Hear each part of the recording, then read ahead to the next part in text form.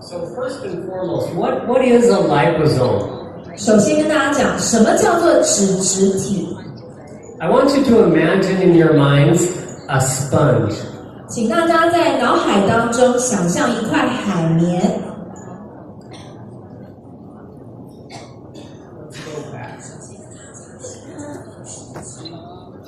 Look at this very circular image we have here. 我们可以看到呢，在荧幕上面这个圆形的图片。And imagine that each one of these dots is just a tiny sponge. 请各位想象一下，每一个圆点它都是一小块海绵。These small circles represent a fat. 那其中的小圆球，它代表的就是脂肪。And these fat molecules can actually act like a sponge and absorb other fats as well as water. 这边的脂肪呢，其实每一颗呢，它都可以去吸收其他的脂肪，也可以吸收水分，就像是海绵一样。In fact, they can actually hold fat ingredients in this inner layer, and then in the center they can hold water ingredients. 而且我们可以看到这个蓝色的周边的球球，它其实可以吸收脂肪、储存脂肪，而且在中间的位置，它可以吸收水分、储存水分。Now I'll show you later in some photos of what these tiny fat molecules look like. 待会会用照片给大家看这些脂肪的分子它长什么样子。But they're very tiny, very microscopic. 但是呢，每一颗脂肪的分子都非常的细微。Here's actually a photograph of a larger liposome. This is the liposome right here. 在这里我们可以看到的，它就是脂质体的照片，这个是相对比较大一点的脂质体。And this great big cell formation right here is a red blood cell. 那么右边呢，这个细胞它其实就是红血球的细胞。So a red blood cell averages about 6.5 to 7 micron in diameter. 那么所谓红血球的细胞呢，它大概是6.5到7.5的 micron 这样子的大小。So you can imagine how small, how tiny that liposome is. It's about 1/100th the size of a red blood cell. 那么我们可以看到，其实脂质体的大小它是非常细微的，大概是红血球细胞的1/100。Thank you, Dr. Baker. 谢谢 Baker 博士。So here we have again the picture of a liposome with the outer layer and then the inner layer. 这里我们也可以看到脂质体它的外部跟内部。This inner layer can hold again the water-based ingredients, and the outer layer can hold the lipid-based ingredients. 脂质体的内部它可以储存水分，外部的那一层它可以储存脂肪。So let's put it more simply. For example, if this were holding vitamins, vitamin E, vitamin K, vitamin D could all be on the outer layer. 我们再讲得更简单一点好了，脂质体的话呢，它的外部就可以去吸收，还有储存维生素 D、维生素 E、维生素 K。And then the inner layer could hold all of your B vitamins, all your water-soluble vitamins. 那么呢，脂质体的内部呢，它就可以储存维生素 B 的这个 B 群哦，所有这个水溶性的维生素都可以储存在脂质体的内部。So this really is nature's optimum transport mechanism. 所以脂质体可以说是大自然当中最优质的传递的方式。Here's some more microscopic photos of various sizes of liposomes. 在这里可以看到显微镜底下大小不一的脂质体。You can actually see the outer layer and the inner layer. 我们可以看到脂质体它的外部那一层，还有内层。This is an important concept, and it's going to take a little while to explain, but I need you to listen close and understand. 我们接下来要讲一个还蛮重要的观念哦，要请大家仔细听。I'm going to give you an example of what's written up here, and then I'll explain it. 我们先举一个例子哦，然后再跟大家说明。Let's pretend that all of you are cells. 假设在场的每一个人都是细胞。And if I have a baseball in my hand that represents an ingredient. 假设呢，我手上握了一颗棒球，这个棒球是某一种营养成分好了。A nutrient, for example, like vitamin D. 好，比如说是维生素 D 这样子的一个营养成分，变成一颗棒球。So if I took this baseball-size ingredient and I threw it at you, how many of you would I hit? 大家觉得如果我手上这颗棒球它是一种营养成分，我把它丢下去到观众席当中，会有几个人被棒球打到？ Just one of you could catch it, right? 可能只有一个人可以接得到这颗棒球，对吧？ What if I took that same baseball-sized ingredient and broke it into 1,000,000 tiny baseballs? 可是假设呢，我把这一颗棒球把它切成非常非常小，变成100万颗非常细小的棒球。 Now there's about 1,000 of you here, 现 maybe 场 more. 可能1000位左右吧，我们现场来宾大概1000人。 So if I had 1,000,000 tiny baseballs, I could hit all of you 1,000 times. 所以如果呢，我这一颗本来很大的棒球，把它切成100万份，那每一个人他会被棒球打到1000次。 If I threw it out over all of you, you would all have 1,000 tiny baseballs to catch. 也就是说，我把这个大棒球变成很细小的棒球之后，每一个人在场平均都可以接到1000颗小小的棒球。 So that's what this concept means. 所以我们接下来要讲的观念呢，就是这个意思。 As I reduce the particle size of my ingredient, 就是说呢，我把营养成分它的大小缩得更小。 I actually expand my surface area coverage. 其实呢，它能够去接触到的表面积就变大了。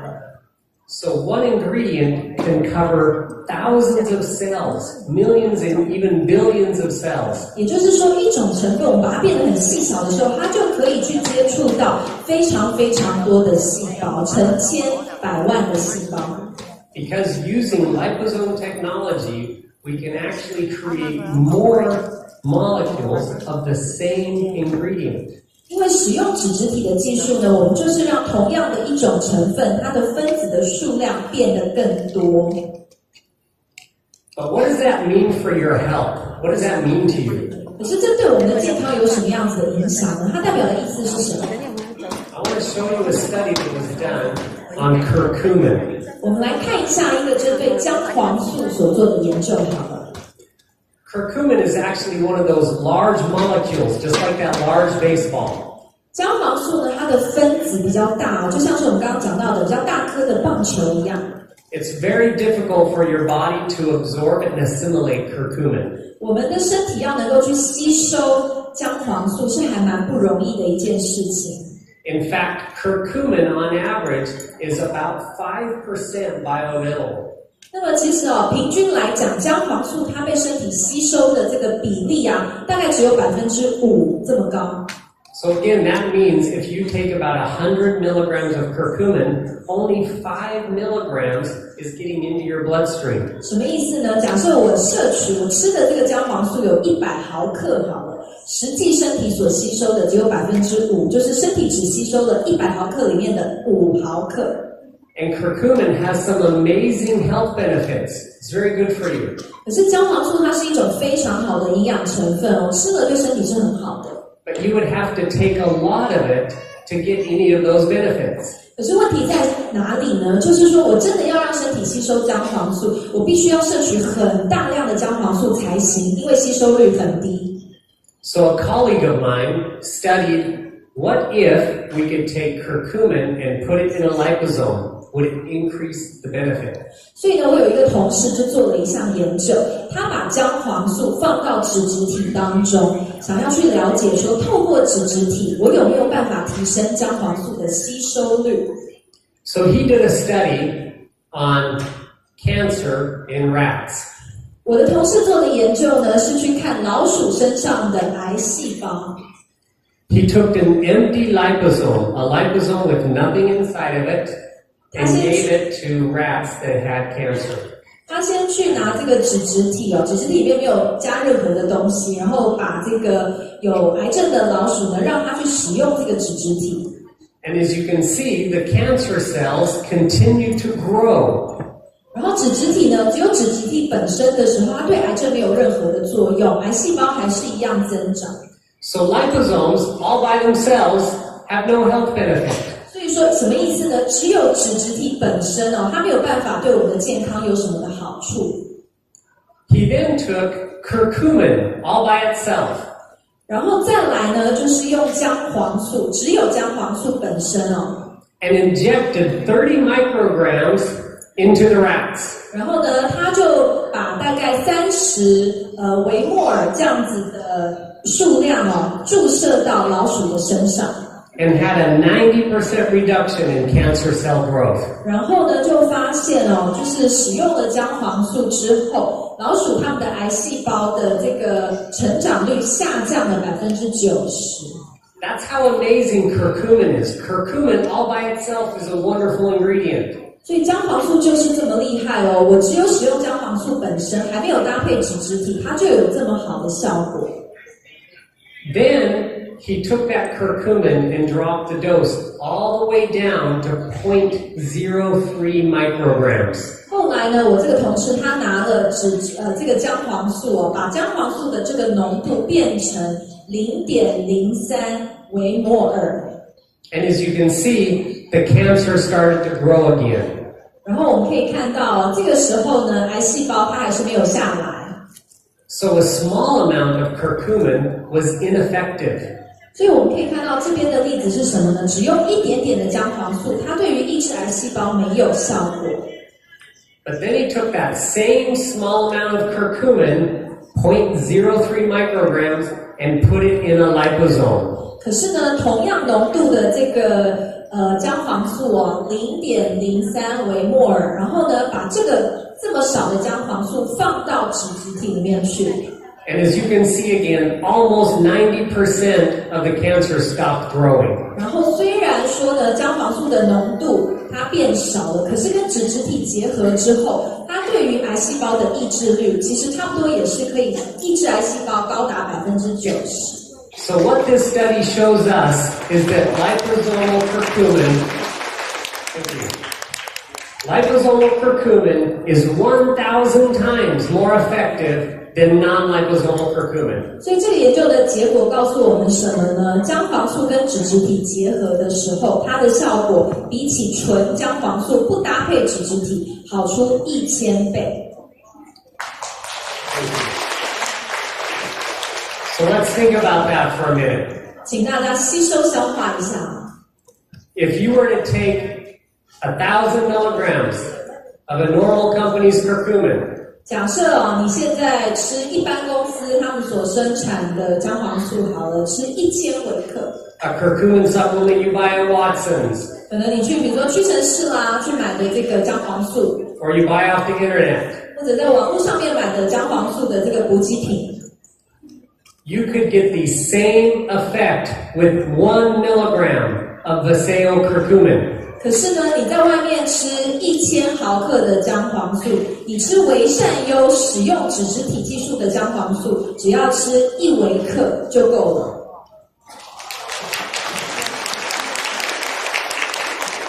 So do you have any serious competition? 如果是这样子的话，维善优还有竞争对手吗？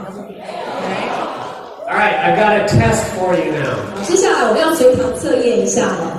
Which Viseo product has curcumin? 请问哪一项维善优的产品有加姜黄素？ Good, Renew. All right. How many of you like the flavor of Renew? 喜欢 Renew 的口味吗？ All right, good. How many of you don't like the flavor of Renew? I 不 can't 喜欢 quite see Renew out 的 there. 口 So I 味 need 的， to 有没 hear 有举 it. 手？我看一下，不喜欢口味的，我们看一下。 Yeah, there's okay, there's one. I think I see one hand going up. All right, Dan, did we do okay with the flavor? All right. We use liposome technology because it is the most advanced mechanism to deliver nutrients directly to the cell. 为什么我们会使用脂质体的技术呢？就是因为它是最有效、最先进的方法，把营养素带到人体的细胞中。